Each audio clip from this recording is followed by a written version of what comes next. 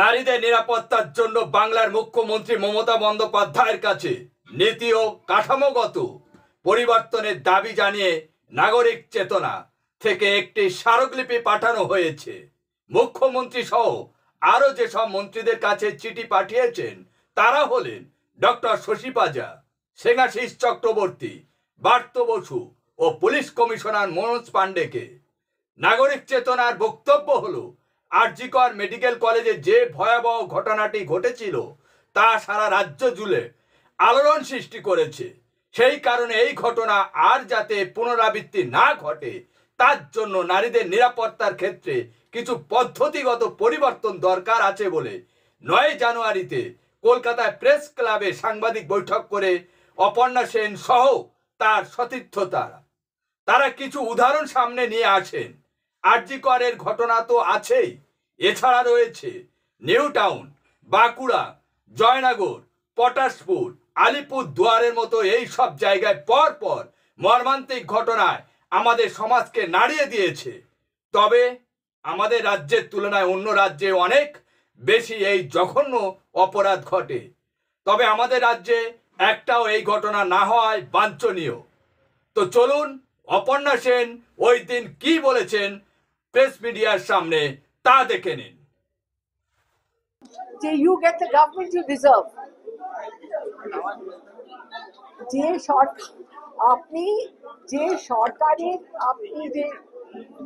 সরকার deserve করেন সেই সরকার আপনি পাবেন। এটা কেন কথাটা মানে কিন্তু সরকারের বিরোধিতা বা সরকারের সমর্থন কোনোটাই নয়।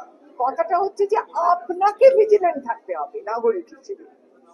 এই সরকার, যে কোনো সরকার, তার অন্যায় গুলো বা তার খামতি গুলো আপনাকে ধরিয়ে দিতে হবে, বারবার প্রেশারাইজ করতে হবে, নইলে কিন্তু আপনার নাগরিক কর্তব্য শেষ হয় না। আর নাগরিক কর্তব্যগুলো না করলে নাগরিক অধিকারও আপনি চাইতে পারেন না। মুখ্যমন্ত্রীকে যে মেল করেছেন তাতে নীতি এবং পরিকাঠামোগত বেশ কিছু বিষয় উল্লেখ করেছেন, সেক্ষেত্রে কি মূলত বিষয়টাই আমার মানে আরেকটু অন্য কেউ বলুন, আমাকে অনেকক্ষণ বললাম, আমি বলুন। আমরা 4টে বিষয় নিয়ে কথা বলেছি: মহিলাদের কর্মক্ষেত্রে নিরাপত্তা, পুলিশ ব্যবস্থার সংস্কার, নিরাপদ গণপরিবহন এবং বিদ্যালয়ে সচেতন প্রশিক্ষণ। আমরা মনে করেছি এই 4টে থামের ওপরে, এই 4টে পায়ার ওপরে যে টেবিলটা দাঁড়িয়ে আছে সেই টেবিলটা যদি আমরা তৈরি করতে পারি তাহলে সমস্যাটা ডিল করতে, সমস্যাটা নিয়ে ভবিষ্যতে ডিল করতে সুবিধে হবে এবং সমস্যাটা ক্রমশ কমবে। আজকে এই ব্যবস্থাগুলো নেই, নারী পুলিশদের সুরক্ষা নেই, তাহলে আর কাদের সুরক্ষা থাকবে? তো এই জন্যই এই মূল দাবি নিয়ে আজকে নাগরিক চেতনা মুখ্যমন্ত্রীকে চিঠি দিয়েছে। আমরা বিশ্বাস করি উনি চিঠি পড়বেন, যা পদক্ষেপ নেওয়ার নেবেন এবং ভালো দিকেই এগোবেন। না হলে আমরা বলেছি, শাসক দল বলেছেন যে কলকাতা পুলিশ পারবে, প্রধান বিরোধী দল বলেছে কলকাতা পুলিশ প্রভাবিত, সিবিআই পারবে। এখন সিবিআই পারবে না কলকাতা পুলিশ পারবে, তার খানিকটা ইতিহাস 6 মাস পার হয়ে গেছে, আমরা দেখছি। আসলে আমরা ব্যাপারটাকে ওই জায়গা থেকে সরিয়ে আনতে চাইছি। রাজনৈতিক দলাদলি লড়াই, তোর থেকে ভালো তুই আমার থেকে ভালো, এই লড়াই থেকে সরিয়ে এনে যাদের বিষয়টা, মহিলাদের বিষয়টা, তাদের হাতে কন্ট্রোল দিয়ে, লাগামটা তাদের হাতে দিয়ে সমাধান তাদের হাত থেকে বার করছি আর মুখ্যমন্ত্রীর কাছে দাবি করছি। কারণ প্রশাসনিক যেটা আপনাদের বলেছে।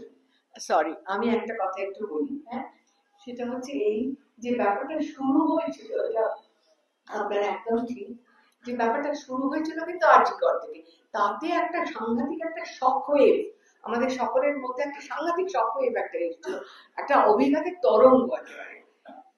কিন্তু আপনারা খুব ভালো করে ভেবে দেখুন যে এই যে সিস্টেমিক পরিবর্তনগুলো হয়নি বলে, পরিকাঠামোটা ঠিকঠাক নেই বলে কিন্তু আরজি কর ঘটতে পেরেছিল, তাই নয় কি?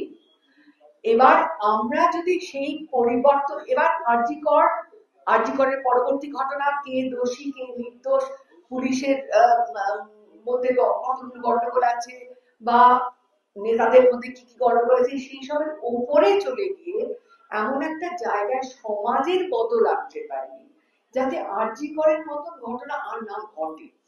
এটা আমাদের উদ্দেশ্য।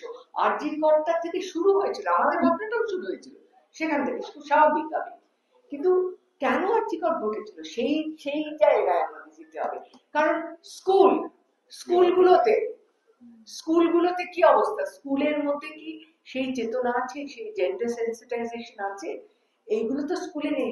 স্কুল লেভেল থেকে বাচ্চারা ছোট্টবেলা থেকে যদি এই শিক্ষাগুলো ঠিকঠাক পায় তাহলে আরজি করার মতো ঘটনা ঘটে না। যদি অনেক রকম মানে আমাদের পুলিশি নানান রকম রিফর্মস থাকে, যে পুলিশটা ঠিকঠাক মতন কাজ করছে, তাহলে এইসব ঘটনা ঘটে না। সুতরাং আরজি Kar is a symptom, RG Kar is not the cause. Out of time. এইটা আমরা শুরু করেছি।